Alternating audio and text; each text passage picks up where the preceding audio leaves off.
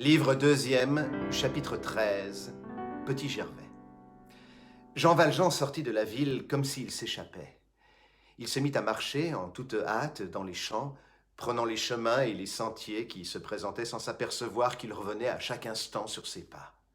Il erra ainsi toute la matinée, n'ayant pas mangé et n'ayant pas faim. Il était en proie à une foule de sensations nouvelles. Il se sentait une sorte de colère. Il ne savait contre qui. Il n'eût pu dire s'il était touché ou humilié.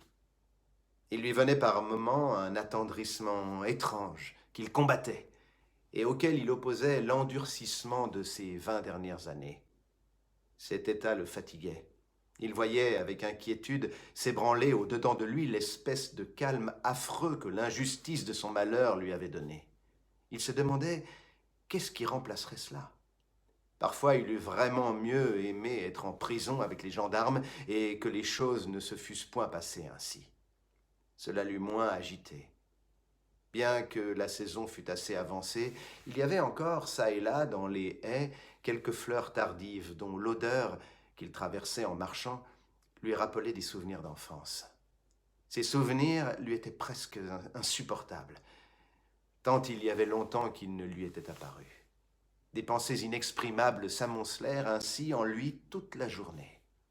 Comme le soleil déclinait au couchant, allongeant sur le sol l'ombre du moindre caillou, Jean Valjean était assis derrière un buisson dans une grande plaine rousse absolument déserte.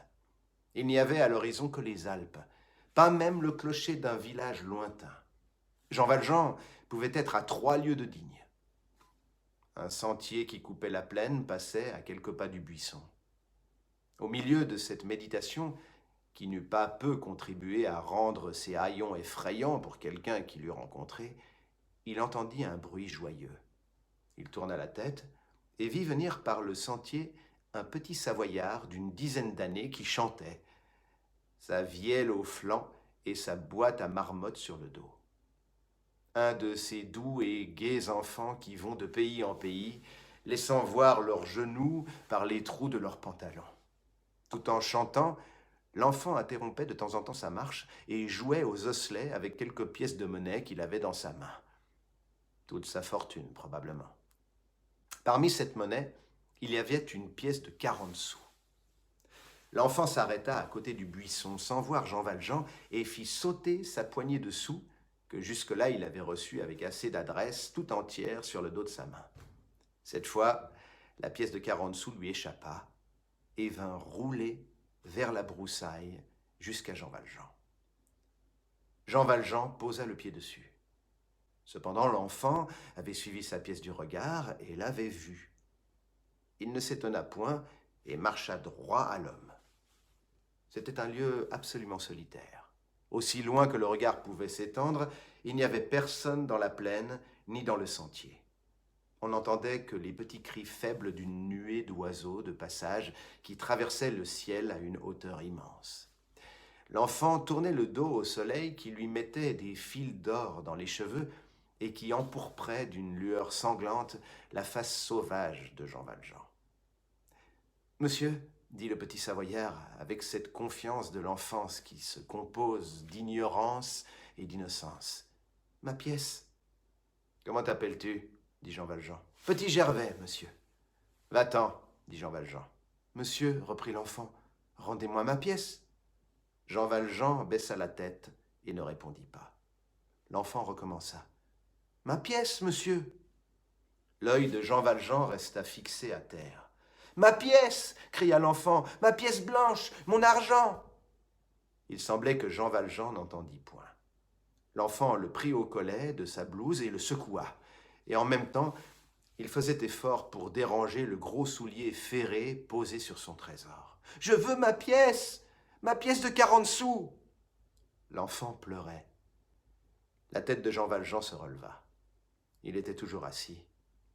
Ses yeux étaient troubles. Il considéra l'enfant avec une sorte d'étonnement. Puis il étendit la main vers son bâton et cria d'une voix terrible. « Qui est là ?» « Moi, monsieur, répondit l'enfant. Petit Gervais, moi. Rendez-moi mes 40 sous, s'il vous plaît. Ôtez votre pied, monsieur, s'il vous plaît. Puis, irrité, quoique tout petit, et devenant presque menaçant, « Ah ça! Ôterez-vous votre pied? Ôtez donc votre pied, voyons !» « Ah, c'est encore toi, dit Jean Valjean. » Et se dressant brusquement tout debout, le pied toujours sur la pièce d'argent, il ajouta « Veux-tu bien te sauver ?»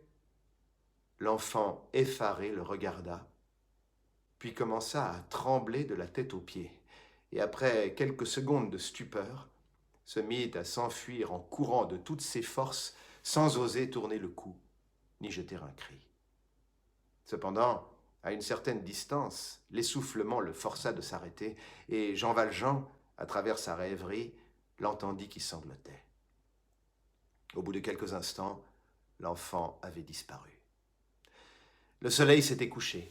L'ombre se faisait autour de Jean Valjean. Il n'avait pas mangé de la journée et il était probable qu'il avait la fièvre.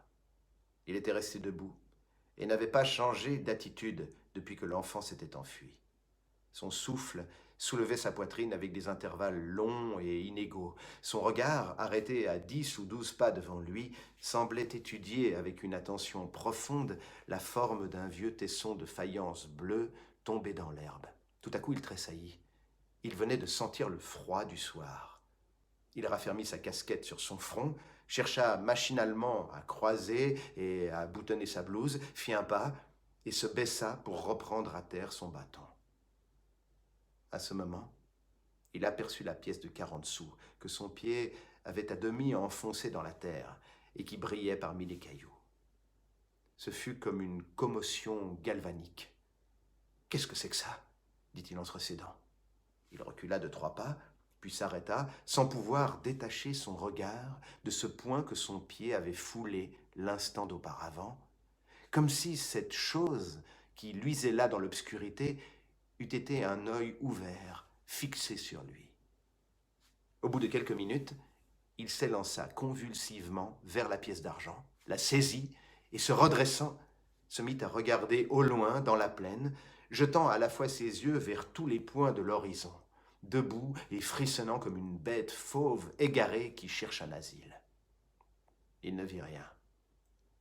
La nuit tombait. La plaine était froide et vague.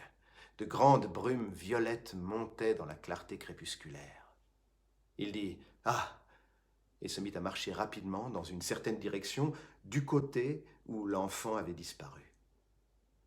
Après une centaine de pas, il s'arrêta, regarda et ne vit rien. Alors il cria de toute sa force « Petit Gervais! Petit Gervais !» Il se tut et attendit. Rien ne répondit. La campagne était déserte et morne. Il était environné de l'étendue. Il n'y avait rien autour de lui qu'une ombre où se perdait son regard et un silence où sa voix se perdait. Une bise glaciale soufflait et donnait aux choses autour de lui une sorte de vie lugubre. Des arbrisseaux secouaient leurs petits bras maigres avec une furie incroyable. On eût dit qu'ils menaçaient et poursuivaient quelqu'un. Il recommença à marcher, puis il se mit à courir, et de temps en temps il s'arrêtait et criait dans cette solitude avec une voix qui était ce qu'on pouvait entendre de plus formidable et de plus désolé. « Petit Gervais! Petit Gervais !» Certes, si l'enfant l'eût entendu, il eût eu peur et se fût bien gardé de se montrer. Mais l'enfant était sans doute déjà bien loin. Il rencontra un prêtre qui était à cheval. Il alla à lui et lui dit « Monsieur le curé, avez-vous vu passer un enfant ?»« Non, dit le prêtre. »« Un nommé Petit Gervais ?»« Je n'ai vu personne. » Il tira 2 pièces de 5 francs de sa sacoche et les remit au prêtre. « Monsieur le curé, voici pour vos pauvres. »« Monsieur le curé, c'est un petit d'environ 10 ans qui a une marmotte, je crois, et une vielle. Il allait. Un de ces Savoyards, vous savez. Je ne l'ai point vu. Petit Gervais, il n'est point des villages d'ici. Pouvez-vous me dire? Si c'est comme vous dites, mon ami, c'est un petit enfant étranger. Cela passe dans le pays, on ne les connaît pas. Jean Valjean prit violemment 2 autres écus de 5 francs qu'il donna au prêtre. « Pour vos pauvres, dit-il. » Puis il ajouta avec égarement, « Monsieur l'abbé, faites-moi arrêter, je suis un voleur. » Le prêtre piqua des deux et s'enfuit, très effrayé. Jean Valjean se remit à courir dans la direction qu'il avait d'abord prise. Il fit de la sorte un assez long chemin, regardant, appelant, criant, mais il ne rencontra plus personne. 2 ou 3 fois, il courut dans la plaine vers quelque chose qui lui faisait l'effet d'un être couché ou accroupi. Ce n'était que des broussailles ou des roches à fleur de terre. Enfin, à un endroit où 3 sentiers se croisaient, il s'arrêta. La lune s'était levée. Il promena sa vue au loin et appela une dernière fois « Petit Gervais! Petit Gervais! Petit Gervais !» Son cri s'éteignit dans la brume, sans même éveiller un écho. Il murmura encore « Petit Gervais », mais d'une voix faible et presque inarticulée. Ce fut là son dernier effort. Ses jarrets fléchirent brusquement sous lui, comme si une puissance invisible l'accablait tout à coup du poids de sa mauvaise conscience. Il tomba, épuisé sur une grosse pierre, les poings dans ses cheveux et le visage dans ses genoux, et il cria « Je suis un misérable !» Alors son cœur creva et il se mit à pleurer. C'était la première fois qu'il pleurait depuis 19 ans. Quand Jean Valjean était sorti de chez l'évêque, on l'a vu, il était hors de ce qui avait été sa pensée jusque-là. Il ne pouvait se rendre compte de ce qui se passait en lui. Il se raidissait contre l'action angélique et contre les douces paroles du vieillard. « Vous m'avez promis de devenir honnête homme. Je vous achète votre âme, je la retire à l'esprit de perversité et je la donne au bon Dieu. » Cela lui revenait sans cesse.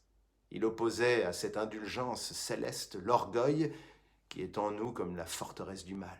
Il sentait indistinctement que le pardon de ce prêtre était le plus grand assaut et la plus formidable attaque dont il eût encore été ébranlé, que son endurcissement serait définitif s'il résistait à cette clémence, que s'il cédait, il faudrait renoncer à cette haine dont les actions des autres hommes avaient rempli son âme pendant tant d'années et qui lui plaisait, que cette fois, il fallait vaincre ou être vaincu, et que la lutte, une lutte colossale et décisive, était engagée entre sa méchanceté à lui et la bonté de cet homme. En présence de toutes ces lueurs, il allait comme un homme ivre. Pendant qu'il marchait ainsi, les yeux hagards, avait-il une perception distincte de ce qui pourrait résulter pour lui de son aventure à Digne? Entendait-il tous ces bourdonnements mystérieux qui avertissent ou importunent l'esprit de certains moments de la vie? Une voix lui disait-elle à l'oreille qu'il venait de traverser l'heure solennelle de sa destinée et qu'il n'y avait plus de milieu pour lui, que si désormais il n'était pas le meilleur des hommes, il en serait le pire, qu'il fallait, pour ainsi dire, que maintenant il montât plus haut que l'évêque ou retombât plus bas que les galériens, que s'il voulait devenir bon, il fallait qu'il devînt ange, que s'il voulait rester méchant, il fallait qu'il devînt monstre. Ici encore, il faut se faire ces questions que nous nous sommes déjà faites ailleurs. Recueillait-il confusément quelque ombre de tout ceci dans sa pensée? Certes, le malheur, nous l'avons dit, fait l'éducation de l'intelligence. Cependant, il est douteux que Jean Valjean fût en état de démêler tout ce que nous indiquons ici. Si ces idées lui arrivaient, il les entrevoyait plutôt qu'il ne les voyait. Et elle ne réussissait qu'à le jeter dans un trouble insupportable et presque douloureux. Au sortir de cette chose difforme et noire qu'on appelle le bagne, l'évêque lui avait fait mal à l'âme comme une clarté trop vive lui eût fait mal aux yeux en sortant des ténèbres. La vie future, la vie possible qui s'offrait désormais à lui, toute pure et toute rayonnante, le remplissait de frémissements et d'anxiété. Il ne savait vraiment plus où il en était. Comme une chouette qui verrait brusquement se lever le soleil, le forçat avait été ébloui et comme aveuglé par la vertu. Ce qui était certain, ce dont il ne doutait pas, il ne se doutait pas, c'est qu'il n'était déjà plus le même homme. C'est que tout était changé en lui, c'est qu'il n'était plus en son pouvoir de faire que l'évêque ne lui eût pas parlé et ne l'eût pas touché.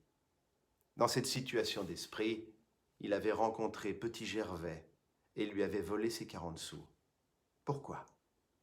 Il n'eût assurément pu l'expliquer. Était-ce un dernier effet et comme un suprême effort des mauvaises pensées qu'il avait apportées du bagne, un reste d'impulsion, un résultat de ce qu'on appelle en statique la force acquise?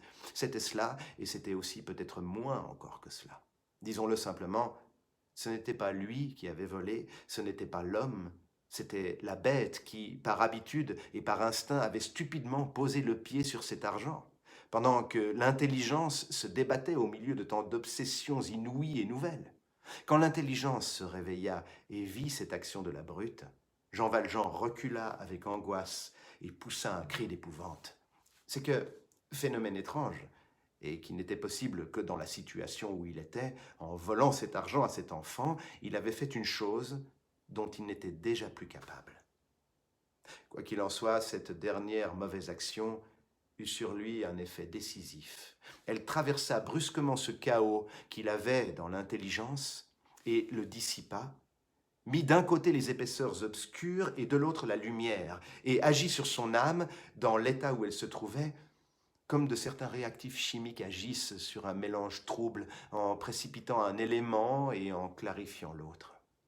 Tout d'abord, avant même de s'examiner et de réfléchir, éperdu comme quelqu'un qui cherche à se sauver, il tâcha de retrouver l'enfant pour lui rendre son argent. Puis, quand il reconnut que cela était inutile et impossible, il s'arrêta, désespéré. Au moment où il s'écria « Je suis un misérable », il venait de s'apercevoir tel qu'il était. Et il était déjà à ce point séparé de lui-même qu'il lui semblait qu'il n'était plus qu'un fantôme et qu'il avait là devant lui, en chair et en os, le bâton à la main, la blouse sur les reins, son sac rempli d'objets volés sur le dos, avec son visage résolu et morne, avec sa pensée pleine de projets abominables, le hideux galérien Jean Valjean. L'excès du malheur, nous l'avons remarqué, l'avait fait en quelque sorte visionnaire. Ceci fut donc comme une vision. Il vit véritablement ce Jean Valjean, cette face sinistre devant lui. Il fut presque au moment de se demander qui était cet homme, et il en eut horreur. Son cerveau était dans un de ces moments violents et pourtant affreusement calmes où la rêverie est si profonde qu'elle absorbe la réalité. On ne voit plus les objets qu'on a autour de soi et l'on voit comme en dehors de soi les figures qu'on a dans l'esprit. Il se contempla donc, pour ainsi dire, face à face, et en même temps, à travers cette hallucination, il voyait dans une profondeur mystérieuse une sorte de lumière qu'il prit d'abord pour un flambeau. En regardant avec plus d'attention cette lumière qui apparaissait à sa conscience, il reconnut qu'elle avait la forme humaine et que ce flambeau était l'évêque. Sa conscience considéra tour à tour ces deux hommes ainsi placés devant elle, l'évêque et Jean Valjean. Il n'avait pas fallu moins que le premier pour détremper le second. Par un de ces effets singuliers qui sont propres à ces sortes d'extases, à mesure que sa rêverie se prolongeait, l'évêque grandissait et resplendissait à ses yeux. Jean Valjean s'amoindrissait et s'effaçait. À un certain moment, il ne fut plus qu'une ombre, et tout à coup, il disparut. L'évêque seul était resté. Il remplissait toute l'âme de ce misérable d'un rayonnement magnifique. Jean Valjean pleura longtemps. Il pleura à chaudes larmes, il pleura à sanglots, avec plus de faiblesse qu'une femme, avec plus d'effroi qu'un enfant. Et pendant qu'il pleurait, le jour se faisait de plus en plus dans son cerveau, un jour extraordinaire, un jour ravissant et terrible à la fois. Sa vie passée, sa première faute, sa longue expiation, son abrutissement extérieur, son endurcissement intérieur, sa mise en liberté réjouie par tant de plans de vengeance, ce qui lui était arrivé chez l'évêque, la dernière chose qu'il avait faite, ce vol de 40 sous à un enfant, crime d'autant plus lâche et d'autant plus monstrueux qu'il venait après le pardon de l'évêque, tout cela lui revint et lui apparut clairement, mais dans une clarté qu'il n'avait jamais vue jusque-là. Il regarda sa vie, et elle lui parut horrible. Son âme, et elle lui parut affreuse. Cependant, un jour doux était sur cette vie et sur cette âme. Il lui semblait qu'il voyait Satan à la lumière du paradis. Combien d'heures pleura-t-il ainsi? Que fit-il après avoir pleuré? Où alla-t-il? On ne l'a jamais su. Il paraît seulement avéré que, dans cette même nuit, le voiturier qui faisait à cette époque le service de Grenoble et qui arrivait à Digne vers 3 heures du matin, vit en traversant la rue de l'Évêché un homme dans l'attitude de la prière, à genoux sur le pavé, dans l'ombre, devant la porte de Monseigneur Bienvenu.